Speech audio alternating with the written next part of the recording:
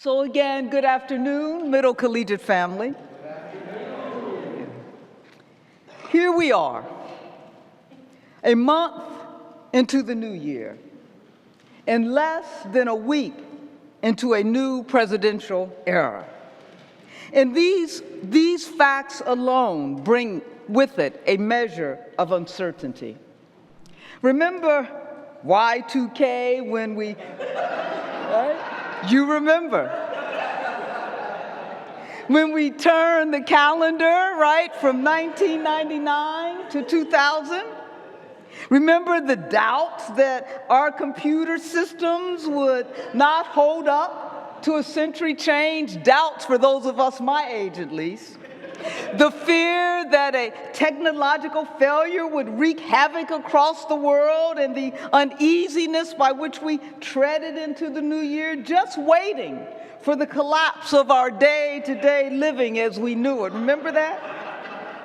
Funny now. And then there was the inauguration of the new administration 4 years ago in the midst of a pandemic, with the worry of what COVID had in store for us in the coming year and how the new administration would handle it. Each turning of the page to the new, whatever that new is, brings with it its own degree of doubts and fears, if not a sense of panic, sometimes worse than others. This year is no different. It is indeed the unknowing uncertainty of what is to come in the coming year, the coming months, let alone the coming days, that has inevitably caused us a certain pause and a certain measure of anxiety and uncertainty. And uncertainty even of what it means to be church, and uncertainty of even what it means to be Christian, what it means to be followers of Jesus. And so it is in this context that we must ask the question today, what does it mean to be a Christian people in these our uncertain times? The answer to this question is made clear to us in the gospel reading this afternoon, where we encounter Jesus, where we encounter Jesus delivering what has come to be known as his last discourse to his disciples. For this discourse takes place at the Last Supper. Jesus essentially is giving his final instructions to his disciples on how they are to live as faithful followers after he is gone, during their own times that are not unlike our own. For theirs was a time marked by the uncertainty of religious, cultural, and political divides, economic, gender, and ethnic injustice and inequality. Theirs was a time marked by wars and rumors of wars, not to speak of the long-standing hostilities between Jesus' Jewish community and the Samaritans. Does any of this sound familiar? The familiarity of uncertain times. And then, as we know, there were many competing messianic claims, creating its own sense of uncertainty. Does that sound familiar?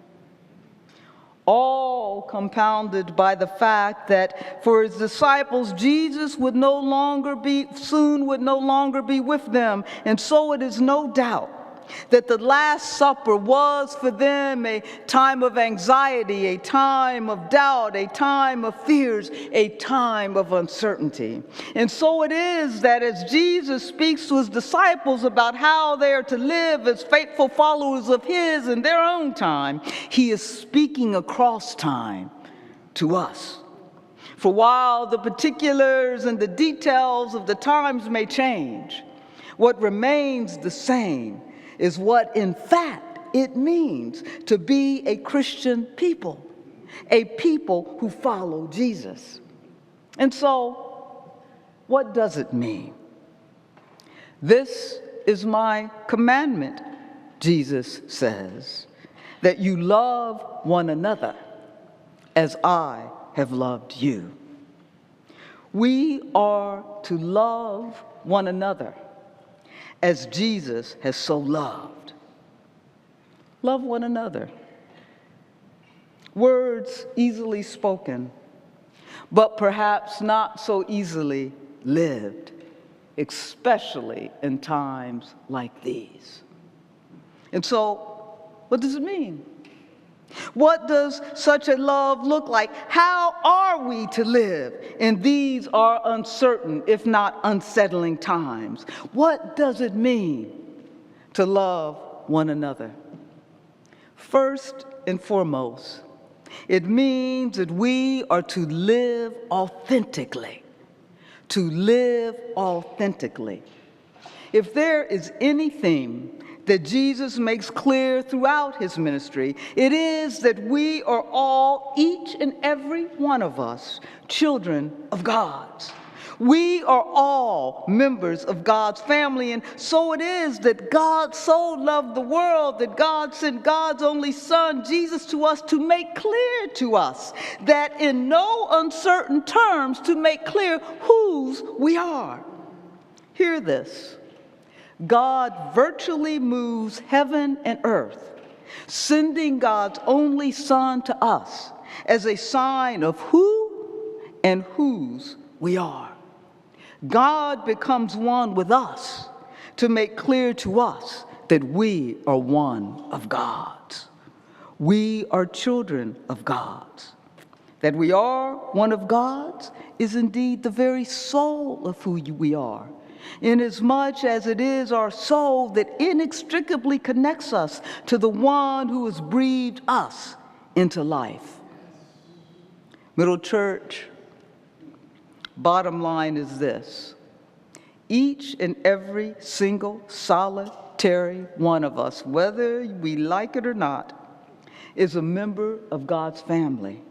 We all share in that divine heritage and that divine DNA, if you will. And so, guess what? We are to live our lives in this world, in this our time, reflecting just that.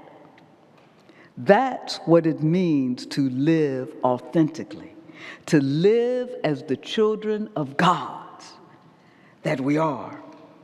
And so our response to a world and into a society that is always trying to shape us into what it wants us to be is to proclaim ourselves as part of God's family through our very living. We are to live our lives showing up always as our authentic selves in the world, which means nothing less than reflecting the character of the one to whom we belong, the character of our God, a God who is good, a God who is gracious, a God who is kind, a God who is empathetic, a God who is compassionate.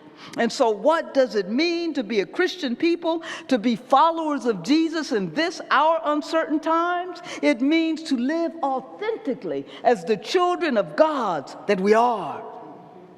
And therefore, it also means that we are to be opportunity reaching. Opportunity reaching. Now here's the thing. To be a religious people is to be a people who have asked and answered a question. This question: is there more to life than this? Is there more to life than our world of unjust justice, than our world of unseemly right and wrong, of unreliable compassion and willful indifference? Is there more to life than this? As religious people, we have said yes, yes, there is more. It is the more of the human-divine encounter that is Jesus. Indeed, God sends us God's Son as the incarnate reality of the more that is the perfect justice, the perfect compassion, the perfect goodness, the more that is God's heaven, the more that is God's future. And so to be a Christian people means nothing less than approaching the uncertainty of each day as an opportunity to reach for something more than the chaos and the confusion of our world, to reach for something more than the inhumaneness and indignities of our time, to reach for something more than the imperfect and flawed choices that are in front of us, to reach for the more that is Christ's decency, that is Christ's generosity, that is Christ's perfect humanity,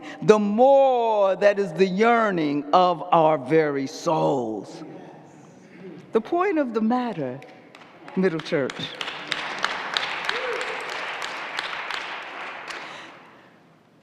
we don't have to be perfect, but each day we can be, as the kids would say, more better.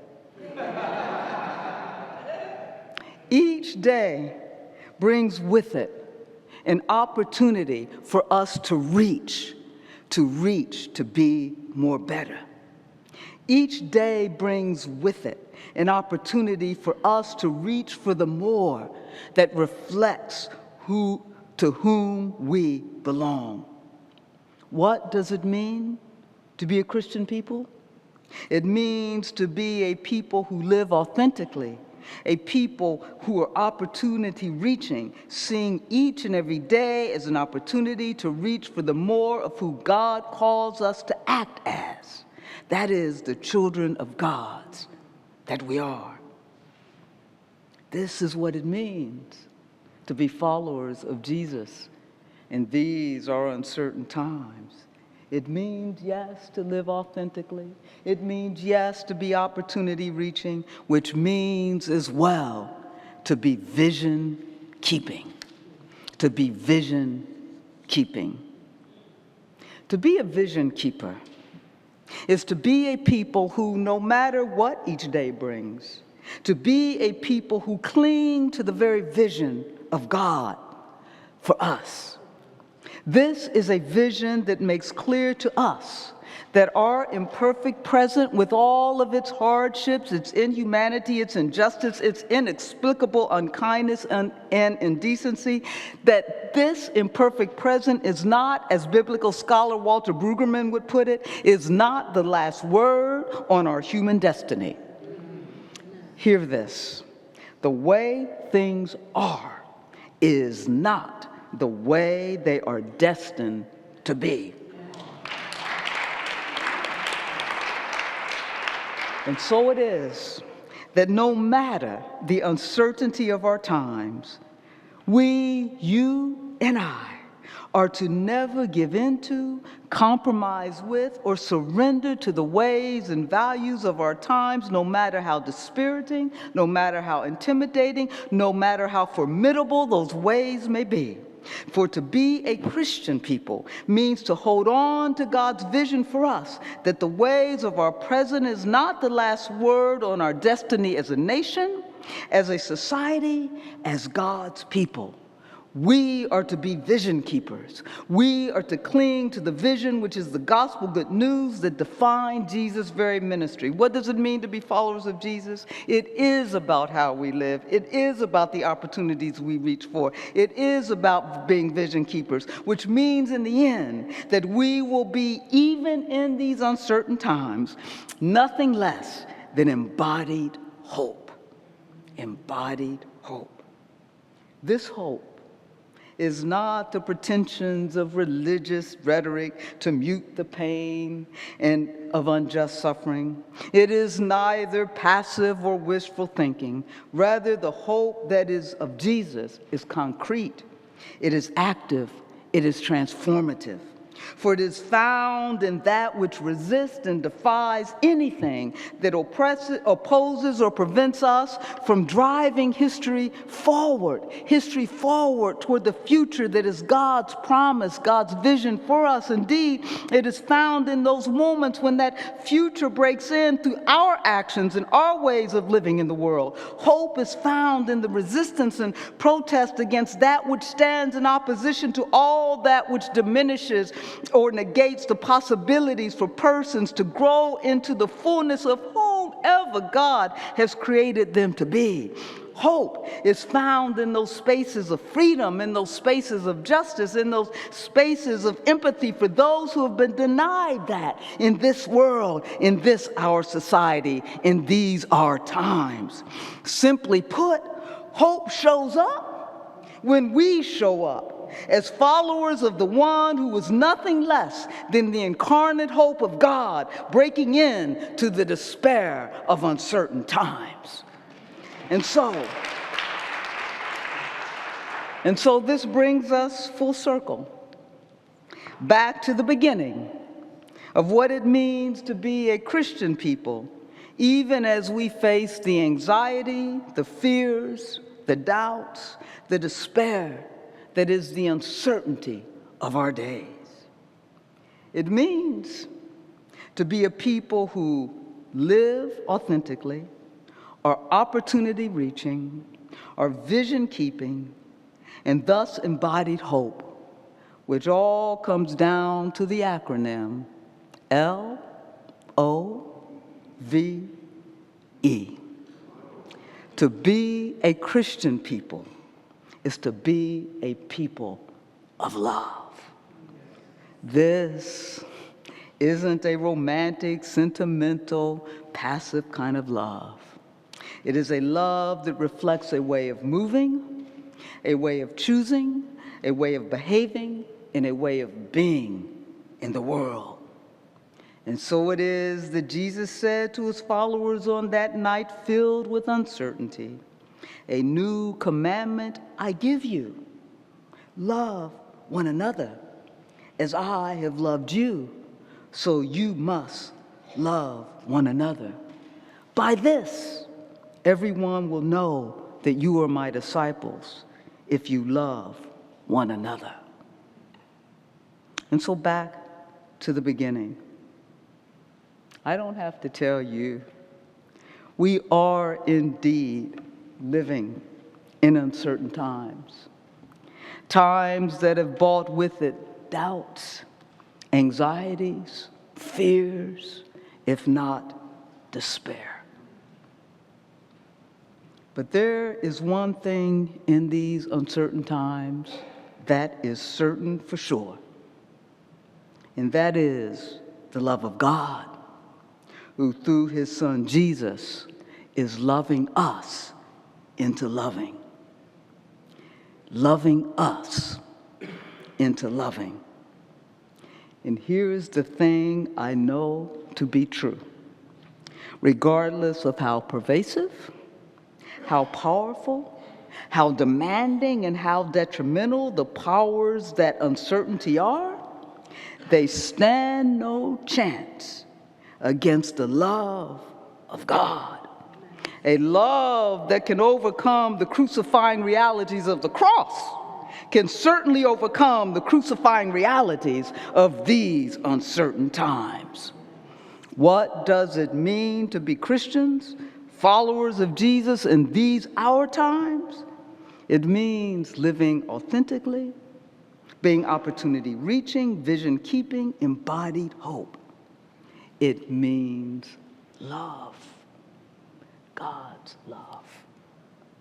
"This is my commandment," Jesus said, "that you love one another as I have loved you." May it be so, Middle Church. Amen. Amen.